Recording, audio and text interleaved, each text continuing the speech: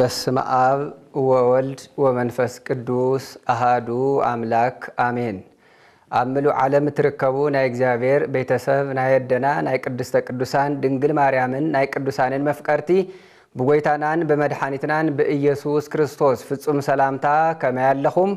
አሜን። እግዚአብሔር አምላኽና እንተ ይተገበአና ከምስተገበአና ገይሩ አብ ዕድሜና ዕድመ ወሲኹ ናብ ዛዕለት እዚኣ በሰላም ስለዘብጽሐና ስሙ ካብ አጽናፈ ዓለም ክሳብ አጽናፈ ዓለም ዝተመስገነ ይኹን አሜን። እግዚአብሔር ንሰብ ብኸመይ አድሓኖ ኣብዚ ሓለፈ ጊዜ ዘረአናዮ ናይ ትምህርትና ርእሲ እዩ። ናይ እግዚአብሔር ቤተሰብ ነገረ ድህነት ኣብ ዝብል ናይ ክፍሊ 17 ክለሳ ክንርኢና እግዚአብሔር ንሰብ ብኸመይ አድሓኖ ኣብ ዝብል ትምህርትና ካብ ጽንሰት ክሳብ እርገት ናይ ጎይታናን ናይ መድኃኒትናን ናይ ኢየሱስ ክርስቶስ ካብ ጽንሰት ክሳብ እርገት ከመገይሩ ከምዘድሐነና ርኢና ነርና። ምዚ ተታሒዙ ከዓ 13 ሕማማተ መስቀል ዝበሃሉ ኣብ ቅድስት ቤተ ክርስቲያንና አቦታትና ዘምህሩና ኣብ ቅዱሳት መጽሐፍት ዘለው ከዓ 13 ሕማማተ መስቀል ዝበሃሉ ርኢና ነርና። ቀጽልና ናይ ጎይታና መከራ በአንደበት ሊቃውንቲ ከመይ ከምዝገለጽዎ ርኢና ኣብ መወዳእታ ክርስቶስ ዘድሐነና ካብ ናይ 5500 ዘመን ፍርዲ እዩ። እዚ አዳምን ሔዋንን ምስ በደሉ ማንም ከድሕኖም ስለዘይከኣለ እግዚአብሔር ካብቶም ሰለስተ አካላት እቲ ሓደ አካል እግዚአብሔር ወልድ ኢየሱስ ክርስቶስ ካብ ደና ካብ ቅድስት ድንግል ማርያም ካብ ስጋ ስጋ ካብ ነፍሳ ነፍስ ነሲኡ በተዋህዶ ሰብ ኮይኑ ካብቲ ናይ 5500 ዘመን ዝነበረ መከራ ፍዳ ሞት ኣብ መስቀል ተሰቂሉ ከም ዘድሐነና ኢና ርኢና ዝነበርና። ድሕር ስቅለትን ትንሳኤን ከዓ ክርስቶስ አድሕንና እዩ። ብድሕሪ ኢኻ ኢየሱስ ክርስቶስ ምስ ተሰቀለ ኢየሱስ ክርስቶስ ምስ ተሰቂሉ ንዓለም መሰድሐነ ተስዩ ንዓለም መሰድሐነ ኣብ ሓድሽ ኪዳን ንርከብ ሰባትከ ብኸመይና ንድሕን ዝብልና ትንከፈቢልና ርኢና ዝነበርና። ስለዚ ሓደ ሰባት ማለት ካብ ናይ ኦርቶዶክስ ተዋህዶ ሃይማኖት ወፃእ ዝኾኑ ካብዛ እምናትና እዚኣ ወፃእ ዝኾኑ መናፍቃን ታየም ዝብሉ በቃ ኢየሱስ ክርስቶስ ሓደ ጊዜ ተሰቂሉና እዩ ብድሕሪኡ ምንም ስራሕ የድልን ናይ ቅዱሳን አማላድነት ናይ ድንግል ማርያም ገደ ምንም ነገር አየድልን ናትናውን ገደ ምንም አየድልናን ሓደ ጊዜ ተሰቂሉና እዩ። ስለዚ ድሕናይና እናበሉ ከም ጭርሖ ዘልዕልዎ ቃል አሎ። ስለማዓንቲ ክንሪና ናይ እግዚአብሔር ቤተሰብ ስለዚ ታይናይልና ጠጠው ነበልና ኢየሱስ ክርስቶስ ካብቱ ዝሓለፈ ናይ 5500 ዘመን ፍዳ አድሒኑ ናይ ገነት በር ከፊቱ ናይ ድሕነት መገዲ ከፊቱልና እምበር ሕዚ እንሕድሕድና እንሰርሖም ዝተፈላለዩ ሓጢአታት አቀዲሙ አይኮነል ተሰቀለልና። ንምንታይ ሕዚ እንሰርሖ ሓጢአት አቀዲሙ ስለተሰቀለልና ምንም ንስሐ የድልየናን ካሊ ነገርውን አየድልየናን ዝብሉ ሰባት ስለዘለው በቅድስት ቤተ ክርስቲያን አስተምሮ መሰረት እዚ ቅቡልነት የብሉን ማለት ነው። ስለዚህ እንታይ ማለት እዩ ናብ ናይ ለማዓንታ ርእስና ክንሓልፍ እንተለና ናይ እግዚአብሔር ቤተሰብ ነገረ ድህነት ክፍሊ 18 እግዚአብሔር አምላኽና ነቢያት ናሐዋርያት ንሊቃውንቲ ምስጢሩ ዝገለጸሎም ንዓናውን ይግለጸልና። ናይ እግዚአብሔር ቤተሰብ ኣብ ክፍል 1 مأتويلنا جميرنا لو مخا خم እግዚአብሔር አምላኽና ቅዱስ ፍቃድ መጠቃለሊ ልናኽን ርኢና ክፍል 10 ተሸመንተ ከም እግዚአብሔር አምላኽና ፍቃድ መጠቃለሊ ይኸውን ማለት እዩ ስለዚህ አብዝናይ መጠቃለሊ ትምህርቲ ነስተውዕልና የእግዚአብሔር ቤተሰብ ቃለ እግዚአብሔር ናይ ቅድስት ቤተክርስቲያን ትምህርቲ አይውዳን እዩ መጠቃለሊ ክንብል እንተለና ግን بو جزء لكلون كل جزء لو خم زبل مصحف قدوس كل خعاب أجبابن بسرعتين يكون سلا زبل نزتوسن الناس تمدبلنا مرها جبرز أكل إنا ودينا نبل زلنا نبر على جزائر أيود أني يناي جزائر بيتسب سلازي حدثب نافجرب كيدو كم ما يسمع سب نافجرب كيدو خم عمو ما يستي نبر تجرب عند حرزي ود أخوي يبلني أبعتروز اللماي كم عقمنا قد حنا نستيك شعن روي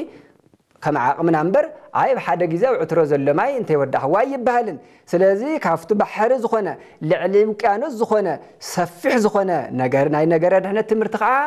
نمسرتاوي زخون نجر ندحنتنا زخونو مسرتاوي تمرتتات إنا نارنا زصنحنا سلازي لما انتي مزازمي خنجبرنا ناي لما انتي نؤس رأسنا نجر دهنت ويكع ناي دحنت تمرتنا قد انونا قدست قدوسان دنجل مريم قد قدوسان قد ودسب ابنا غردهنت بحصيرو خنرينا ناي እግዚአብሔር ቤተሰብ خافتنا مجمريا خنجمر انتلنا قد دنجل مريم ابنا غردهنت እዚ ትምህርት እዚ በሊቃውንተ ቤተክርስቲያን بسفحو نجر مريم ابزبل ትምህርት بسفح ዝውሃብዩ ስለዚህ እዚ بسفح አይንርአን ማለት ግዜ ስለዚህ ይብልና لما عند خنزازمو سلازي قبأنا بحصير نطعامات زاكل خابنا يدنا قدس دنجل مريم برخات نخنركب دا انبر ابنا غره مريم زوها وسفح تمرتي عين رنينا السو خم እግዚአብሔር አምላኽና ቅዱስ ፍቃድ ብዙሓት ሊቃውንት አቦታትና በስተፈላለየ መዳይ ስለዘምሩና አው መምሃር ንኽእሊና ቅዱሳት መጽሐፍት እውን ከነንብብ ንኽእሊና ናይ እግዚአብሔር ቤተሰብ ነጣዓሞት ዘአክል ግን ትንክፍ ከነብሎ ይግበአና ንምንታይ نايزوم سلست أكلات زياتهم قدوم كنرينا ناي مجمرة قدنا قدست قدوسان دنجل مريم أمنتاي آمنة جردهنت قدال لوا الجامع لوا دنجل مريم قصير خاء قدوسان ملاختي قدوسان سبات آمنة جردهنت زلوهم قد أنت أيو يدحننا أيو من نابلنا يكونن قدوم قد أنت أيو قد ودي سفكع ودسنا ناتنا خلاتنا مالتيو اب نغردنت زلنا قدا زلنا اجام زلنا بصحيت انت ايو ادنا نغرنا اساسيرنا نخف نبل بق حدا غزات حيننا ايو ادنا خامتم كالت زبلو ويس انت ايو قدنا زبلو نغرات كنرينا قدا دنجل مريم بقدست ቤተክርስቲያንና አስተምሮ መሰረት እንና ቅድስተ ቅዱሳን ድንግል ማርያም ምክንያተ ድህነት نستوعل مكنيات دهنت ويكعا ناي دحنت مخنيات تبال مدحن يسوس كريستوس يغزيابير مكنيات دحنت كعا ناي دحنت مخنيات كعا عدنا قدست قدسان دنجل مريم سلازي مدحانيتين مكنيات دحنتين نفلاليو حواويسيا خنريو يبلنان خالوت خمس حواويسنا نريو نامسلوم يمسبات دنجل مريم ما من اجام يبلايلوم ززاربو سلازي اننا قدس دنجل مريم مكنياته دهنت ناي دحنت مخنياتيه قدس دنجل مريم كم مصحف قدس استوسنو حقتا طرح استوسنو نرى ناي እግዚአብሔር ቤተሰብ نستوعل ኢየሱስ ክርስቶስ አምላኽዩ እዚ حقي مصحف قدس مسكرو ኢየሱስ ክርስቶስ አምላኽዩ ድንግል ማርያም አደ ኢየሱስ ክርስቶስ እያ ስለዚህ ድንግል ማርያም ወላዲት አምላኽ እያ እዚ ግልጽ እዩ ኢየሱስ ክርስቶስ አምላኽ እዩ ሐቅ እዩ ድንግል ማርያም አደ ኢየሱስ ክርስቶስ እያ ሐቅ እዩ ስለዚህ ድንግል ማርያም ወላዲት አምላኽ እያ ስለዚህ ወላዲት አምላኽ ትባል ድንግል ማርያም ነስተውዕል ጸጋ ክንደየናይ ስለሆነ አብዛ አብ ዓለም كاوزي زبلت تأمر يلن أملاك كمولاد زبلت صقا أملاك كمولاد زبلت تأمر يلن أب عالم مالتي سلازي ناي 10 15 عامت زخونة دنجل عدنا قدس دنجل مريم انتو سماين مدر زي وسلو قدم عالم زنبره زلون زنبرن እግዚአብሔር ملو بكله زخون እግዚአብሔር تشعان تورحن 5 معالتن صنيسا مولاد ካብዚ ዝበልጽ ተአምር የለን ካብዚ ዝበልጽ ጸጋ የለን ናይደና ቅድስት ድንግል ማርያም ካብዚ ዝበልጽ ክብር የለን ወላዲት አምላክ ካምዃን አማላድነትማ ብድሕር እዩ ናይ እግዚአብሔር ቤተሰብ ከመይላ ተማልድ ይብሉ አረ ወላዲት አምላክ ያሳ ካም ምላድ ሓሊፋኮ ካብዚ ዝበለጸኮ ወላዲት አምላክ ያደና ቅድስት ድንግል ማርያም ስለዚ ወላዲት አምላክ ያ ኻሊ ነጥብ ንረ ኢየሱስ ክርስቶስ ፈጣሪ እዩ ስለዚህ ድንግል ማርያም አደ ፈጣሪ ያ ኢየሱስ ክርስቶስ ፈጣሪ ይል ዘአምን ሰብ ናይ ግድን ድንግል ማርያም አደ ፈጣሪ ያ ከብል ይግባው ማለት እዩ ኢየሱስ ክርስቶስ ብርሃን እዩ አነ ናይ ዓለም ብርሃን ያ አነ ውእቱ ብርሃን ዓለም ይሉ ስለዚህ ድንግል ማርያም አደ ብርሃን ወይ ከዓ ብርሃን ያ ኢየሱስ ክርስቶስ ሐላዊና ወይ ከዓ ጓሳና እዩ ስለዚህ ድንግል ማርያም አደ ጓሳና አደ ሐላዊና እያ ማለት እዩ ኢየሱስ ክርስቶስ መድኃኒት እዩ መድኃኒት ናይ ዓለም መድኃኒት ኢየሱስ ክርስቶስ መድኃኒት ተወሊድልኩም ከም ዝብላ ወንጌል ሉቃስ ስለዚህ ድንግል ማርያም አደ መድኃኒት ያ አደ መድኃኒት ከዓ ክንደየናይ ከም ትخبر ነስተውዕል ኢየሱስ ክርስቶስ ምግብና መብልዕናን መስተናን እዩ መን ኢየሱስ ክርስቶስ ድንግል ማርያም ምግብና ዝወለደትልና እያ አደ ምግብና ያ ማለት አደ ምግቢ እንበልዖ እንሰትዮ ዝወለደትልና መን ያ ተተባይሉ ድንግል ማርያም ስለዚህ ወላዲታ ምግብና ትንበልዖ እንሰትዮ ምግብና ስለዚህ መለኮት ነስተውዕል መለኮት ስጋ እንደምን ይብሉን ዝብላዕ ዝስተ ይብሉን መለኮት ስጋ ንበይኑ ጥራህ እንተ ኮይኑ ከዓ ስጋ አይብላዕን እዩ ደሙውን አይስተን እዩ ናይ ሰብ ናይ ፍጡር እንተ ኮይኑ ናይ ኢየሱስ ክርስቶስ ግና በተዋህዶ መለኮት ዘይደሰ ዘይጭበት ስጋ እንደምን ዘይብሉ ምስጋ ምስተዋህደ እዚ ፍሊ ናይ እግዚአብሔር ቤተሰብ ስለዚህ ናይ ኢየሱስ ክርስቶስ ቅዱስ ስጋን ክብር ደምን ክንብል እንተለና ዝተፈለየ እዩ ማለት እዩ እዚ ከዓ ዝወለደትልና ድንግል ማርያም እያ ኢየሱስ ክርስቶስ ሕይወት እዩ ሕይወት ኢየሱስ ክርስቶስ ሕይወት ይባላል መጽሐፍ ቅዱስ አነ ሕይወትን ትንሳኤኒ ይብል ስለዚህ ኢየሱስ ክርስቶስ ሕይወት እዩ ድንግል ማርያም ከዓ አደ ሕይወት ያ ስለዚህ ሕይወት ዝወለደትልና ድንግል ማርያም ክትخبር ይግባ ኢየሱስ ክርስቶስ መድኃኔ ዓለም እዩ ናይ ዓለም መድኃኒት እዩ ስለዚህ ድንግል ማርያም አደ መድኃኔ ዓለም ግልጽ እኮ እዩ አውል ተተሓዘ እኮ እዩ ኢየሱስ ክርስቶስ መድኃኔ ዓለም ይል ዘአምን ሰብ ድንግል ማርያም ከዓ አደ መድኃኔ ዓለም ይል ከኽብራ ናይ ግድን እዩ ድንግል ማርያም አደ መድኃኔ ዓለም ኢየሱስ ክርስቶስ ዘድሐነና እዩ አድሐነና ዘሎ ኢየሱስ ክርስቶስ ዘድሐነና እናድሐነና ዘሎ ንሐዋርውን ዘድሐነና መን እዩ ኢየሱስ ክርስቶስ እዩ ስለዚህ ቅድስት ድንግል ማርያም በዚህ ሁሉ ምኽንያት ናይ ድሕነት ምኽንያት ወይ ከዓ ምክንያተ ድህነት ትበሃል እዚ ሁሉ እዚ ነጥብ ዘምጸናዮ ድንግል ማርያም ምክንያተ ድህነት ትበሃል እያ ንምንታይ እቲዞም ዝዘርዘርናዮም ብዛዕባ ኢየሱስ ክርስቶስ ዘርዘርናዮም ንሳውን ንኢየሱስ ክርስቶስ ስለዝወለደት መድኃኒት ስለዝወለደት ምክንያት እያ ማለት እዩ መድኃኒት በሙላዳ አደ መድኃኒት ስለዝኾነት አደ መድኃኔ ዓለም ስለዝኾነት ምክንያተ ድህነት እያ ድንግል ማርያም አሽምባያ ድንግል ማርያምስ ነስተውዕል አሽምባያ ድንግል ማርያምስ ሐኪም ምድራዊ ሐኪም ብስጋኮ ምክንያተ ድህነት እዩ ነስተውዕል ብስጋ ካብ ቁስልና ካብ ደዌና ካብ ዝተፈላልዩ ስጋዊ ሕማማትኮ ሐኪምውን የድሕነና እዩ ሐኪም ንሐኪም ጥበብ ዝገለጸሉ ፍልጠት ዝሃቦ መን እዩ እግዚአብሔር እዩ ስለዚህ አፍተ ሐኪም ሓዲሩ ዘድሕነና አፍቶም ዝተፈላልዩ ተመራመርቲ ዝሰርሕዎ ክኒን መርፍ ዝተፈላልዩ መድኃኒት ሓዲሩ ከዓ ዘድሕነና መን እዩ እግዚአብሔር እዩ ይኹን ዳንበር ሐኪም ታዩ ምክንያተ ድህነት እዩ እንተ ዘይኮይንማ ናብ ቤት ሐኪም አይንኸድን ነርና ሐኪምውን ሐክመና አይንብልን ነርና እንታይልና አይ በቃ ዘድሕን እኮ እግዚአብሔር እዩ ስለዚህ በቃ ናብ ቤት ሐኪም አይኸይድን ሐኪም አየድልየንን ዶክተር አየድልየንን አይንብልን እዚ ሐቅ እዩ ስለዚህ ይኹን ዳንበር ግን ዘድሕን እግዚአብሔር እዩ አፍተ ሐኪም ሓዲሩ ዘድሕን መን እግዚአብሔር ስለዚህ ብስጋ ምክንያተ ድህነት እዩ ማለት እዩ መን ሐኪም አሽምባያ ድንግል ማርያም ነስተውዕል ናብ ቤት ሐኪም ኮይድና ናይ እግዚአብሔር ቤተሰብ ሕሙማት ክንጠይቅ እንተለና ሆስፒታል ኣብ ቤት ሐኪም ከይድና እንታይ ኢና ንብል እግዚአብሔር ይምሐርካ እምበር ሐኪም ይምሐርካ እኮ ይንብልን ግን ዝሕክሞ ዘለኮ ሐኪም እዩ ስለዚህ ሐኪም ምክንያት እዩ ማለት ምክንያት እዩ ንምዙይ ናነጻጽርና ከንረ ዝግበለና እግዚአብሔር ቤተሰብ ስለዚህ ድንግል ማርያም ቅዱሳን ውን የድሕነና ምክንያት እዮም ክንብል እንተለና ከምዚ ማለት ምክንያት እዮም ማለት ናዩ مبرك بقطتا بعلتم يوم مدحاني تسقيلهم ادحينهم من ايام اينبلن قدست بيتكريستيان ايتبلن ግን ምክንያት አደና ቅድስት ድንግል ማርያም ምክንያት ያማ ስለዚህ ድንግል ማርያም ካፈጣሪ በታህቲ ካፍጡራን በላዕሊ እያ በቅድስት ቤተክርስቲያንና በመጽሐፍ ቅዱስ አስተምሮ ትምህርት መሰረት ንምንታይ ምሉእ ጸጋ አስተዋ ጎደለ ጸጋ ይኮነን ምልኢተ ጸጋ ይዝብላ መጽሐፍ ቅዱስ ወንጌል ሉቃስ ምዕራፍ 1 ምልኢተ ጸጋ ሙሉ ከተተዋይሉ ኸ ምን ጎደለ ይውልን ማለት እዩ ስለዚህ ጸጋ ዝመልአ ስለዚህ ጸጋ ዝመልአ እግዚአብሔር ጸጋ ዘብዘሐላ አብ ድንግል ማርያም ንዓኣ ኽብርን ውዳሰን ይኹን ማለት እዩ ነዚ ወእንዩ እንበልዖ እንሰት ሁሉ ነገር ኢየሱስ ክርስቶስ ተምዘርዘርናዮም ዘረአናይ አንተ ዘረአናዮም ዘወለደትልና ምክንያት ዝኾነትልና እንበልዖ እንሰትዮ ንቆርቦ ስለ ዘወለደትና መብልዕና መስተናን አባህሪያ ቆስ ከምዚ ዘመስገና ኮነ ዘዩ ኦ ማርያም በእንተዝን አፈቅረኪ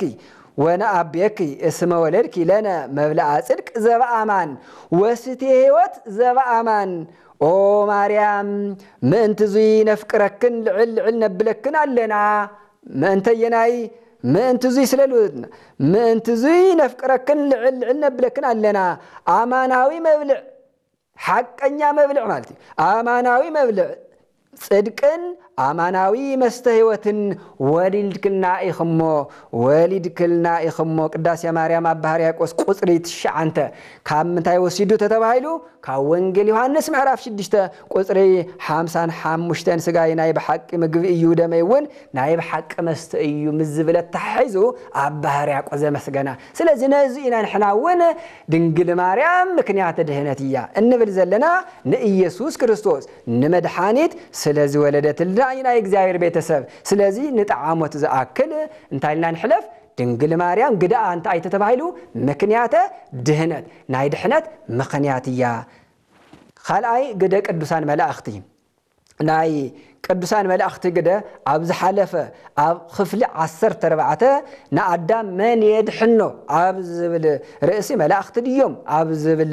ናይ ቅዱሳን መላእክቲ ግደ ወይ ከዓ ተልእኮ ሪና ነርና ናይ እግዚአብሔር ቤተሰብ አው በሰፊሕ ምርአይ ይካአልዩ ሓደ ጥቅስ ጥራሕ ንርአ ዕብራውያን 1 ቁጽሪ 14 ኩላቶም መላእክቲ ንአገልግሎት እቶም ክድሕኑ ዘለዎም ነስተውዕል ነቶም ንመን ክድሕኑ ዘለዎም نأجلجلوت توم كده حنو زلوا مزلقه نأجلجلوت منافس تدو أيكونون يبل سلازي عجلجلتنا نخند حنا جلجلونا تفلالي عجلجلوت اللوم أبز حلا فجزء رئنا يئنا بسان ملاختين عنا يجلجلونا يرادونا مالتيو مس أجان تقنق على سنتلنا خا يحجزنا يمالودنا وزترفه سلازي ندحنتنا عبي جدا اللوم مالتيو عبي جدا الجامع اللوم مالتي بمحجز بمجلجال نستوعل زادحين እግዚአብሔር ኢየሱስ ክርስቶስ እዩ ስለዚህ ንሳተም ከዓ ናይ ምረዳ ናይ ምግልጋል ግደ አለዎም አይድልዩንን አይባሃልን አይ መጽሐፍ ቅዱስ አይበለን አገልገልት የምነተም ክድሕኑ ዘለዎም ስለዝብል ግደ ቅዱሳን ወይ ከዓ ጻድቃን ሰባት ማለት እዩ ቅዱሳን ጻድቃን ከዓታ ይጽልዩና ጸሎት አብይ ግደ እኮ ይዙ ናይ እግዚአብሔር ቤተሰብ ጸሎት ይጽልዩና ምን ተኸንድሕን ጸሎት ልመና አማላድነት ናይ ምሕረት ቃል ኪዳን ወን አለውም ተዋሂብዎም እዩ ናይ ምሕረት ከምዚ ልገበረ በስምኪ ከምሕረልኪ እየ ዝብል ናይ ምሕረት ቃል ኪዳን ተዋሂብዎም እዩ ንሕና ንሳን ክንምለስ ሓደ ግዜ እንታይ ይኸውን ማለት እዩ ልብና ይተርር ንኸይንምለስ ልብና ተሪኽ ኮንተሎ በይዛኻ እግዚአብሔር ናብ ንሳኽ ምለስ ገበሮ እገለ እናበሉ ይጽልዩልና ንኽንድሕን ማለት እዩ ናይ ድሕነት መገዲ ናብ ንሳኣቲና ንኽንቆርብ ናኡ ንኽንኸይድ ይጽልዩልና ይልሙልና ማለት እዩ የማዱልና ማለት እዩ ስለዚህ ብዙሕ ግደ ዓብይ ግደ አለዎም ቅዱሳን አይድልዩንን አይባሃልን ንሕና ኃጢአተኛ ኮይና በብዕለት ኃጢአት እናሰርሐና ልብና በኃጢአት ተሪሩ ናብ እግዚአብሔር ንምምላስ እኮ ንሳለም ታውቆ መጀመሪያ ልብና ተሪር ልቢ ክፎክስ አለው ክልስልስ አለው ስለዚህ ንዚ ንኽንገብር ቅዱሳን ይጽልዩልና ማለት እዩ ብድሕሪ ኻታይ ምን ክንገብር ንስሃአቲና ቆሪብና በሃይማኖትን ስነ ምግባርን ጸኒዕና ናብ ገነት መንግስተ ሰማያት ንኽንአቱ ናታቶም ግደ አለዎም ግርም ኻሊ ግደ ካህናት ከዓ ግደ ዘይብሉ የለና እግዚአብሔር ቤተሰብ قده زي بلي الأمن جردنا يسوع كريستوس أدحنا طرحنا نحال فيكون المصحف قدسكم أي بلنا قده كانت كنت أيوم نجردنا تنتينا كانت أبوتاتنا وين قده لو ما نجردنا خما عينات سناتاتهم قده عن رأى نايزل ناي كانت أنت أي تبعيلنا خلت عبيت قدتات اللوم نستوعل تأي أقلقلتهم ناي مجمرة نايزل علم هيوت ناي هيوت قال مصحف قدس ويكعا قال እግዚአብሔር ممهار ويكعا مسبخي قدامي مسبخ ممهار زي نايزل علم هيوت نرخبلو مصحف قدس يمهرنا زي ناي مسلطانيو ناي كهنات أبوتاتنا سلطانيو ስለዚህ ናይ ድሕነት ወንጌል يمهرونا زي حدا قدوم يناي كهنات زي توهاهم خلاي قدوم انت ايو مستيرات مفصاميو نستوعل او كل تقلل كنبل انت لنا او تنوانا واناتات مالتيو حدا وانجيل ممهر يمهرونا بوتاتنا خلاي كع مستيرات مفصام زي عبيت انت مالتي مستيرات استفلالي مستيرات اللي هنا ابنت شوعات مستيرات بيت كريستيان زبالو لو انت نرخبلهم دحنت نرخبلهم نستوعل اذا دحنت نرخبلهم ذهبنا እግዚአብሔር ግን እዛም ድሕነት እዚአቶም እንረኽበለው ግን ዝፍጸም አፈጻጽሙ ገና በመን ይዝፍጸም ተተባይሉ እግዚአብሔር ስልጣን በዛሃዎም ካህናት አቦታትና እዩ ስለዚህ ጥምቀት ናል ጥምቀት መን ካመኒና ንውለድ ካብ ስላሴ ንውለድ ማለት ብትኸን ጥምቅ እንተለና ጥምቀት ምስጢር እዩ ቁርባን ምስጢር እዩ ንስሐ ምስጢር እዩ እናበና መዝርዛር ስለዚህ እዞም ምስጢራት እዚአቶም መን ይዝፍጽም ተተባይሉ ካህን ስልጣን ዲያቆን ወና ይኽእልን እዩ سلطانه كهنه زلوم ابوتات يوم نستوعل ስለዚህ ምስጢራተ ቤተክርስቲያን ነዚያቶም ምስጢራት እንተ አየም ተተባይሎም እግዚአብሔር አምላኽና እግዚአብሔር ጸጋ ዝድሐን ያው በጸጋ ትርጉም አዛቢዖም እዚ በውህውቶ ብናትና ኃይሊ ብናትና ጽድቃ ይሆነን ውህውቶ ይጸጋማል እዚ ውህውቶ እዚ በምንታይ ዝመሐላለፍ ተተባይሉ በዘም ምስጢራተ ቤተክርስቲያን ጥምቀት እኮ ታይካው እግዚአብሔር ተዋወና በመን ዝፍጸም በካህናት አቦታትና ቁርባን መን ቅዱስ ግን ክብር ደምን ናይመን ስጋን ናይመን ደምኒናን ሰቲ ናይ እግዚአብሔር ኢየሱስ ክርስቶስ ናይ እግዚአብሔር ወልድ ኢየሱስ ክርስቶስ ስለዚህ እዚ ግን አፈጻጽም አለው ሆይ حدث كتمق انت دليو على تخيل خما ينصلص الى يحصبن يو سله ጥምቀት ነው على ስርዓት አለው ስልጣነ ከነዘለውም የምዘጥምቁ ስለዚህ አብይ ግደለውም ታይ ማለት ይዚ እዞም ምስጢራት እዚአቶም ንምፍጻም ስልጣን አለውም ካህናት የለው ተተባይልኩ ጥምቀት የለን ማለት ይበሐጽ በመን እንጥማቅ ማን ይቆርበና ስለዚህ ካህናት አቦታትና እዞም ምስጢራት እዚአቶም ናይ ምፍጻም እንታየሎም ስልጣን ስለዚህ ነገረ ድህነት ከአ ከምት ዝበልና የንታዩ ሰፊሕን ዓሚቅን ከይዳዊን በቀጽበታው ይኮነን دحرك نرينا سلازي سلطان اللوم كانت أبوتاتنا عاب نجار دهنت انتهى اللوم مالت جدا اللوم مالتي كانت انتهى جو أي بحالن بحالفنا قربان سجاي زبل عدم يوسطين عايز العالم يوت على اللو ويزبل وينقل يوحنس عفت أسوم مؤخا بمن هو حقيو بقربان يزدحان بنا يس كريستوس قدوس كان كبردومن بلعنا ساتينا إن ندحن جن بمن يزفت صامي تنتبه زينيو سلازي عابي جدا لو أبوتاتنا نقصل كالي جدا ود سب بحافة شخعة نمسع نايجزاير بيتسب جدا ود سب فيليبيسوس كل تعسر تخلت خمزي بالإنباركس عتم فقراتي كم تقول الشعات عززتي زنبركم حزق عاب قدميت رح زي كونس أوراق قادا عبد حري بفرحات برعادن ناير اسخم دحنات نمفصام تاغيخم سرحو ناير اسخم دحنات نمفصام تاغيخم سرحو نستوعل ناير اسخم دحنات نمفصام تاغيخم سرحو من تسناي فقادو يلو كتداليون كتغبرون اباخاتكم زسرح እግዚአብሔር ይሞ ስለዚህ ካውዚን ታይ ነርዳና እግዚአብሔር ቤተሰብ ንሕና ደቀ ሰባት ንሕና ኩላትና ናይ ርእስና ድሕነት ምፍጻም ከም ዝግበአና እዩ ሰብ ናይ ርእሱ ድሕነት ምፍጻም ይግበኦ ማለት እዩ ሓደ ግዜ ኮ ድሕነ አይብልን ማለት እዩ ሓደ ኦርቶዶክሳዊ እንታይ ይብልን በቃ ሓደ ግዜ ተሰቂል አድሕንኖ ይብልን መጽሐፍ ቅዱስ እንታይ ይዝብል ናይ ርእሰይ ድሕነት ክፍጽም ይግበአኒ ክብል ይግበኦ ስለዚህ አብ ነገረ መለኮት ናይ እግዚአብሔር ቤተሰብ ድሕነት በጎይታና በናይ ጎይታና ኢየሱስ ክርስቶስ አምላኽነት ናይ ባህሪ አምላኽነት አሚንና بدحري خاطي زمهارو تمرتي ناب جبري بتجبر بسرح بمترجم ايو صدق زبال دحنت زي نا እግዚአብሔር ቤተሰብ ና እግዚአብሔር ቃል ና አቀድምና በኢየሱስ ክርስቶስ ምእማን بدحري خا يسوع كريستوس زمهارهم تمرتات كلهم ناب جبري مترجم زي دحنات يبال أو يوحنا 3 كاب 16 شاب 18 كل بوزامن نايزل عالم هيوت من تخركم بر كيتفس እግዚአብሔር ሓደ ወድ ቤዛ ገይሩ ክሳዕዝብ ክንዱ ዚና ዓለም አፍቀሮ እግዚአብሔር ንወዱና ዓለም ዝላአኹ ዓለም ብኡመን ትخدحን እንበር ንዓለም ክፈርድ ኢሉ አይኮነን እና በላይ ቅጽልና እግዚአብሔር ቤተሰብ ስለዚህ በኢየሱስ ክርስቶስ በምእማን ይዝድሓን ማለት በግብርኸ በግብሪን ታይ ማለት እዩ ማቴዎስ 7 ካብ 21 ክሳብ 24 ፍቃደቲ ኣብ ሰማይ ዘሎ አቦይ ዝገብር ዳምበር ኩሉ ጎይታይ ዝብለኒ ናብ መንግስተ ሰማያት አያአቱን እዩ ሁሉ ነዚ ቃለይ ሰሚዑ ዝፍጽም ገዛኡ ኣብ ልዕሊ ኸውሒ ዝሰርሕ ለባም ሰብ ይመስል ነስተውዕለን ዝገብር ዝብል ቃል ሪኢና ኣለና ዝፍጽም ስለዚህ ምስማዕ ጥራሕ አይኮነን ዝፍጽም ዝገብር እንበር ጎይታይ ክርስቶስ ኢየሱስ خامزي ዝብለኒ ጥራሕ አይኮነን ቃለይ ሰምዕ ጥራሕ ወን አይኮነን ሰሚዑ በግብር ዝፍጽም እዩ ዝጸድቅ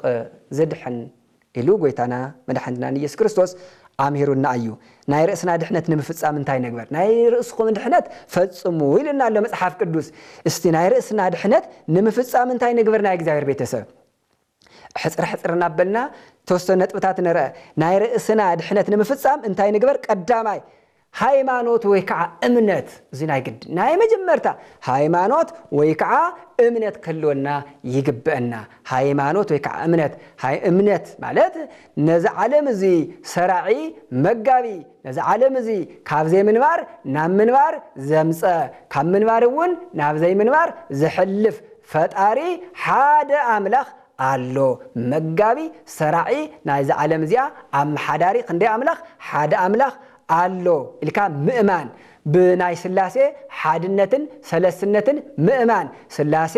ሰለስተ ይኾኑ ሓደ ይኾኑ ሰለስትነቶም እንታይ ከመይ ተተባሂል ናይ እግዚአብሔር ቤተሰብ ስላሴ ብስም ብግብሪ በአካል ሰለስተ ኢልካ ምእማን ብስም አብ ወልድ መንፈስ ቅዱስ በግብሪ አብ ወላድን አስራጽን ወልድ ተወላዲ መንፈስ ቅዱስ ሰራጺ ኢልካ ምእማን በአካል ከተተባሂሉ በአካል ነአብ ፍጹም ገጽ ፍጹም መልክዕ ፍጹም አካል ንወልድ ፍጹም ገጽ ፍጹም መልክዕ ፍጹም አካል ንመንፈስ ቅዱስ ፍጹም ገጽ ፍጹም መልክዕ አለው ወይልካ በፍጹም ልብኻ ምእማን ማለት ናይ እግዚአብሔር ቤተሰብ ናይ ስላሴ ሓድነቶም ከተተባሂሉ ሓድነቶም በባህሪ በህልውና ነዛ ዓለም እዚ በመፍጣር ነዛ ዓለም እዚ በመሕላፍ በመፍራድን ዘአምሰሉን ሓደ አምላኽ ኢልካ ምእማን መሰረታዊ ዝኾነ ናይ ዶግማ ትምህርትና ምንም ዘይነቃነቅ ዘይልወጥ ዘይመሓየሽ ዘይነካ ዘይውስተኸሉ እዚ እምነት እዚ ብሙሉእ ልብኻ ምእማን ብናይ ስላሴ ሓድነትን ሰለስትነትን ናይ እግዚአብሔር ቤተሰብ እዚ ፍጹም ዶግማ ማለት ዘይውስኽ ዘይነካ ማለት እዩ ስላሴ ጽንሕልና ክልተ ወይ ከዓ አርባዕተ አይባልን ዶግማ አይልወጥን እግዚአብሔር ክልተ አማልክት አለው ወይ ከዓ ብዙሓት አማልክት ሰለስተ አማልክት አለው አይባልን ሓደ አምላኽ ነዚ እኮ እዩ አኩል ጊዜ ጸሎትና ማንኛው አኩል ነገር ክንጅምር እንተለና በስመ አብ ወወልድ ወመንፈስ ቅዱስ አሃዱ አምላኽ በአብ ስም በወልድ ስም በመንፈስ ቅዱስ ስም ሓደ አምላኽ እዚ ምእማን እምነት እዚ ከልወና ይግባ ብነገረ ክርስቶስ ማለት አቀዲምና ከም ዝረእናዮም ናይ ክርስቶስ ካብ ጽንሰቱ ጀሚርና ክሻዕ አርገት ክሻዕ ዳግማይ ምጽአት ዘሎ ብዛዕባ ኢየሱስ ክርስቶስ ብፍጹም ልብና ምእማን ናይ ድንግል ማርያም ወላዲተ አምላኽነት ምእማን ይቅጽል ስለዚህ ናይ መጀመርታ ፍጹም እምነት ከልወና ይግባ በቃ መድኃኒት ከም ዝኾን እቶም ሓሙሽተ ናይ ምስጢራት ዝባሃሉ አእማደ ምስጢር ዝባሃልቶም ሓሙሽተ እንሳቶም ምእማን ናኣብነት ምስጢረ ስላሴ ምስጢረ ስጋዌ ምእማን በምስጢረ ጥምቀት ምእማን በምስጢረ ቁርባን ምእማን በምስጢረ ትንሣኤ ሙታን ምእማን ዚአቶም በፍጹም ምእማን ስለዚህ ምእማን ጥራሕ አይኮነን ጥምቀት በጥምቀት ከናምን ይግበና አሚንናውን ክንፍጹም ይግበና ስለዚህ ናይ መጀመሪያ ሃይማኖት ይትኻልአይ ጥምቀት እዩ ከፋቲ ማዕጾ ናይ ድሕነትና አይ ጥምቀትና እግዚአብሔር ቤተሰብ ከፋቲ ማዕጾ ናይ ድሕነትና ስለዝኾነ ኣብ ወንጌል ዮሐንስ 3:5 بزي ጥምቀትና መንግስተ ሰማያት ከም ዘይእተው በሐቅ ብለካ ኣለኹ ሰብ ካብ ማይን ካብ መንፈስ ቅዱስ እንተ ዘይተወሊዱ ናብ መንግስት እግዚአብሔር ከአቱ ዝኽእል ከቶ የለን ኢልወን ኒቆዲሞስ ኢየሱስ ክርስቶስ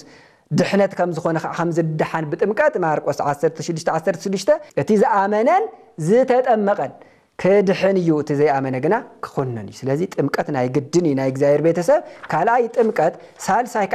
قدوس قرباني ماتيوس 26 كعب 26 كساب 28 النابل أنت لو يسوع حفظت على يبلمو أمسكينو دم قريسون توم دك أمزامرتو إزوي سجا أيو إنكم العو إلو هابهم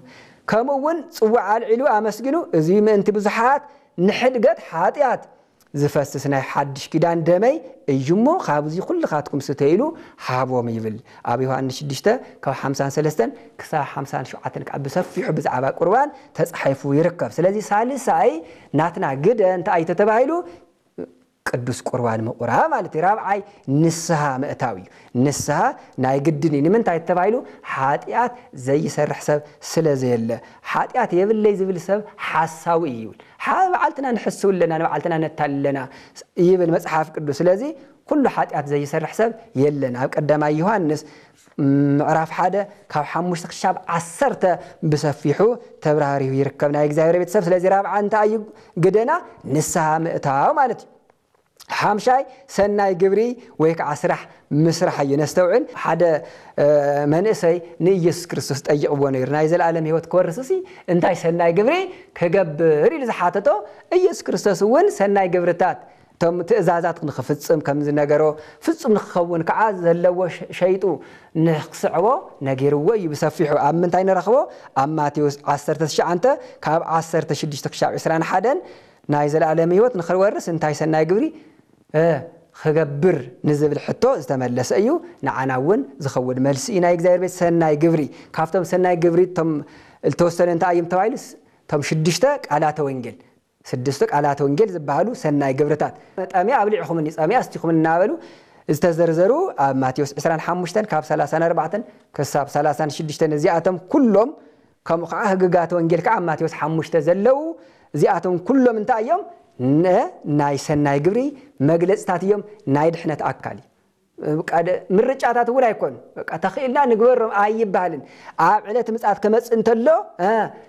أمي يبلعكم مني نابل يزحتت يسكرسوس ده حركة نوعنا من السماء تو دحنة كوسي نايزل عالمي وتمركب مسؤول من بعرف كوي مس يسكرسوس سلازي ناي جدًا كفتش أم زلوامي سناي جبري ناي جدًا كفتش أم زلوامي ناي جزائر بيتسب نمنتاي بقى بصراحة كويس الدقن زول حدا زدنا جاجرو سبعة لو نستوعبنا إجزايري ويفدي له كل بكم مجبار إنه كله كم جبرو يزفر إجزايري راعي 20 كلتر 10 تخلته يسوع كعا إنه قلت فما تسأل خون نفسه كفون كم جبرو كفري عصبي مسايا له مسألة ألفان أوميجان قدام عند حروين مجمرتان مودعتان عناية نستوعب نفسه كفون كم جبرو سيل حاويس كيفون كم جبرو خفديو عصبي مساي العصب خا ناي حاتياتن ناي صدقن عصب له مالتي سلازي ناي جدن سرح ناي جدن جبري يصدقيه مالتي جبري نو وينو ايكونن هايمانت ناي جدن يو وي كዓ امنت ناي جدن يو جبري خا سرحن جبري خلتي اندحر زي حازنا حاديو طرح ايصدقن يو بقى بامنت طرح زبلو حدا سبات له نستوعب ناي እግዚአብሔር ቤተሰብ ኣብ መጽሐፍ ቅዱስ ካብ ዘፍጥረት ክሻብ ራእየ ዮሐንስ أبز خونه بوتا بأمنة طرح يصدق يزبل يلن بأنصارو جنا بأمنة طرح يصدقن جن زبل له بأمنة طرح قال بقال بأمنة طرح يصدق يزبل يلن بأمنة طرح يصدقن زبل جن الله نرأست كم مصحف قدوس أبي يقوم عرف كلته كقطري 10 4 كساب 26 سب بأمنة طرح زي كونس نحن أمرتو علنا بأمنة طرح يصدق أنزل بأمنة طرح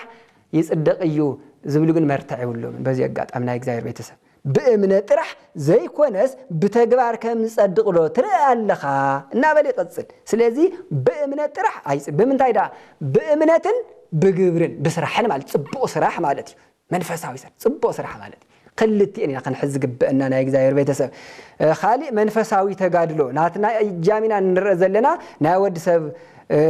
جامنا رأنا نازلنا نايجزاير بيتسب منفساوي تجادلو قدلي منفساوي تجادلو ويك عم منفساوي قدلي ويك عم منفساوي بحادي خنطقم نخلينا منفساوي تقادلو مالت بحصيرو ناي سغا فقاد ناي نفس فقاد مغزاق نغزق ناي سغا فقاد الله خمد ليت حاطيات كسرح يقبل يطرح كست يطرح تفلالي حاطيات كسرح يمچون نطرح زياتم ناي سغا فقادات ስለዚህ ምን አይፈስጋ ፍቃዳት ናይ ነፍስ ፍቃድ ካ ናይ ጽድቅ ስራሕ ጽድቅ ከሰርሕ የነሳኻት ይቆርብየ እዚአቶም ሁሉ ቅዱሳት መጽሐፍት ከንብብየና ካህናት አቦታት ቀርብየናታቶም ምክር የለን እዩ ዝብሉ ናይ ጽድቅ ስራሕቲ ከምጽውት የዝብሉ ተፈላሊ እዚአቶም ካ ናይ ነፍስ ስራሕቲ መንፈሳዊ ስራሕቲ ማለት ስለዚህ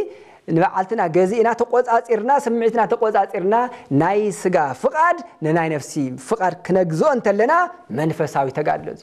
ንምንታይ ተጋድለው ግዝ ተባለ ከቢድ ስለዝኾነ ቀለሰለው መንጉ ንመንፈስን ስጋን እኮ ይቀዋወሙ እዮም ክልቲያን ተጻራርቲ ተሓደሲ ነተሓደ እኮ ተጻራሪ ይብል ገላትያ 5:16-17 ከቢድ መንጉ ስለዚህ ፍሕፍሕ ስለዘሎ ከቢድ ስለዝኾነ ናይ ስጋ ፍቃድና አይ ጾም ምጻም አይደል ይኽብልተሎ ናይ ነፍስና ፍቃድ ከዓ አይ ጾምየ አመንጎ እንታይ ለቀለሰለው ወገሎ ማለት እዩ ናይ እግዚአብሔር ቤተሰብ ስለዚህ መንፈሳዊ ተጋድሎ ናይ ግድን መንፈሳዊ ውግ ኤፌሶን 6 ካብ 10-17 ብዝተረፈ ሕዋተይ ብጎይታን ብጽንዓት ኃይሉን ጠንክሩ ተንኮል ሰይጣን መከልኻል ምን ተኽትኽሉ አጽዋር እግዚአብሔር ብሙሉ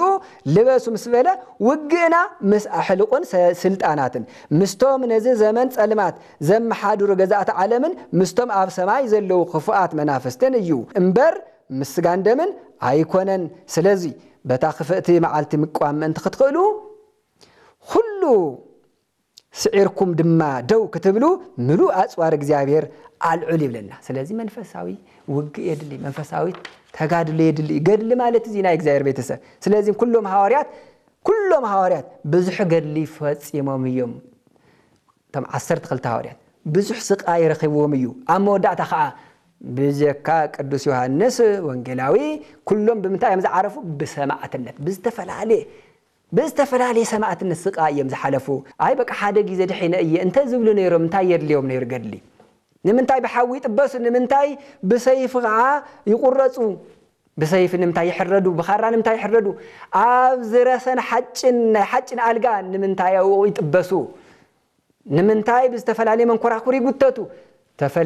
ተፈላልየ ነገር ስቃይ ዝበጽሖም ሓደ ግዜ ድሒነ እየ እንተ ዝብሉ ነይሮም ንምንታይ ስቃይ ዝተጋድሉ የድልዮም ነይሩ ናይ እግዚአብሔር ቤተሰብ ስለዚህ ገድሊ መንፈሳዊ ገድሊ የድሊ እዩ ናብ መንግስተ ሰማያት እውን ዝእቶ ብምንታይ ስለዝኾነ በብዙሕ መከራ ግብረ ሐዋርያት 14-21-22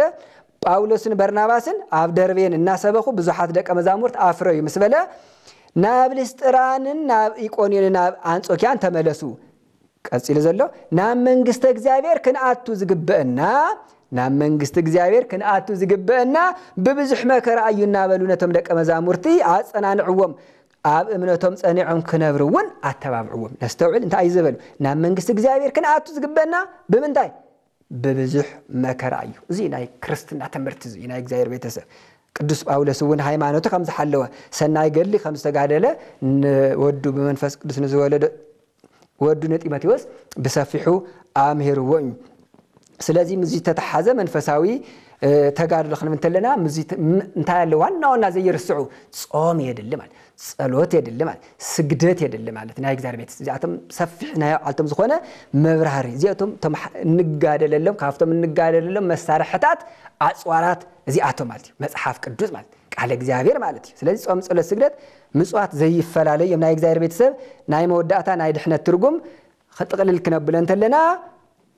دحنت كيداوي إلا لنا قصبتاوي أيكون دحنت حين دحن كون زب على يكون قلد خمس عين قلد إن يلا نايك زير بيتسا دحنت كندينا ينوح خمس خونا رئينا لنا بحن تقال زقلت أيكون سلازي تقلل كنبل انت لنا هذا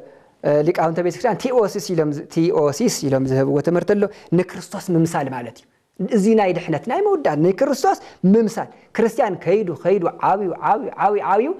انت اي تشتو ناي مودع تتبايلو نام منجس سمعت رحمة تاوي كون نام جنة متاوي كنت ناي نكريستوس ممثال زيك ناي على سفع ترجم له نكريستوس الممثال قام يجوز تتبايلو ناي على عمق مستير له سلازي نكريستوس ممثال ناي مودع تانا يدحنت درجة قدامي كورنثوس كم زيبل اب معرف 10 حدا كقصر حدا جمرنا ቀዳማይ ቆሮንቶስ 11:1 ከምቲ ኣነ ንክርስቶስ ዝመስሎ ዘለኹ ንስኻትኩም ወንዓይ ምሰሉ ነስተውዕል ከምቲ ኣነ ንክርስቶስ ዝመስሎ ዘለኹ ንስኻትኩም ወንዓይ ምሰሉ እዚ ዝበለ መን እዩ ቅዱስ ጳውሎስ እንታይ ዝበለ ቅዱስ ጳውሎስ ንክርስቶስ ይመስሎ ንሕና ከዓ ንቅዱስ ጳውሎስ እንተመሲልና ንመን ንመስል ማለት እዩ ንክርስቶስ ቅዱስ ጳውሎስ ንክርስቶስ ይመስል ንሕና ንቅዱስ ጳውሎስ ተመሲልና ስለዚህ ንሕና ንክርስቶስ ኢና ንመስል ምምሳል ዓሚቕ ምስጢር ዘለዎ ናይ መወዳእታ ደረጃ ናይ ድሕነት ደረጃ ናይ እግዚአብሔር ቤተሰብ ስለዚህ ሰብ ብንጽህና ቅድስና መንፈሳዊ ስራሕቲ ወይ ከዓ ተጋድሎ ዓብዩ አውዚ ነመጽሐይ ናይ እግዚአብሔር ቤተሰብ ንክርስቶስ ንክንመስል ናይ እግዚአብሔር አምላኽና ቅዱስ ፍቃዱ ይኹነልና ናይ እግዚአብሔር ቤተሰብ አቦታትና ከም ዝብልዎ አሃዱ ኢልና ጀሚርና አውዚ በጽሕና ኣለና አላ አይሉ ዘጀምር አጀሚሩ ወዘፈጽም እግዚአብሔር ናይ እግዚአብሔር ቤተሰብ ስለዚህ ተፈላሉ ይዞም 18 ክፍልታት እዚአቶም ንኽንማሃር ዝፈቀደልና እግዚአብሔር እዩ ዕድመን እና ንሂቡ ናይ እግዚአብሔር ቤተሰብ ስለዚህ ተስተማሃርናዮ አቦታትና ከም ዝብልዎ ኣብ ልቡናና ይሕድረልና ንፍረ ንኽነፍረየሉ ናቱ ቅዱስ ፍቃዱ ይኹነልና ናይ እግዚአብሔር ቤተሰብ ስለዚህ በሐጽሩ ካብ ብዙሕ ብውሕዱ ካብቱ ቃን ዝኾነ ብጭልፋ ማለት እዩ ካብ ባሕሪ ብጭልፋ ከም ዝባል ነገረ ድህነት ተወሳኒ ዝኾነ ናይ ቅድስት ቤተክርስቲያንና ትምህርቲ በሐጽሩ እዚ ይመስል ናይ እግዚአብሔር በሐጽሩ እዩ በሐጽሩ እዚ ይመስል በሰፊሑ ከምቲ ኩሉ ግዜ እንብሎ ኣብ ምንታይ ይርከብ ተባሂሉ ኣብ ሊቃውንተ ቤተክርስቲያን ላብኣቶም ቅርብልና ሙሉአት ዝኾኑ በቃለ እግዚአብሔር ሊቃውንተ ቤተክርስቲያን ኣለው ካልኣይ ካብ ቅዱሳት መጽሐፍቲ ብምንባብ መስፋሕ ይከኣልና እግዚአብሔር ቤተሰብ እዚ ከም መበገሰ ገርና ዝመሃረና ዝመኸረና ዝገሰጸና ናብ ዝዓለት እዚኣ በሰላም ዘብጽሐና ጀሚርና ከዓ ንኽንፍጽም ዝገበረና እግዚአብሔር አምላኽና ዝተመስገነ ይኹን ስብሃት ለእግዚአብሔር ወለወላዲቱ ድንግል ወለመስቀሉ ክቡር አሜን ተፈጸመ ነገረ ድህነት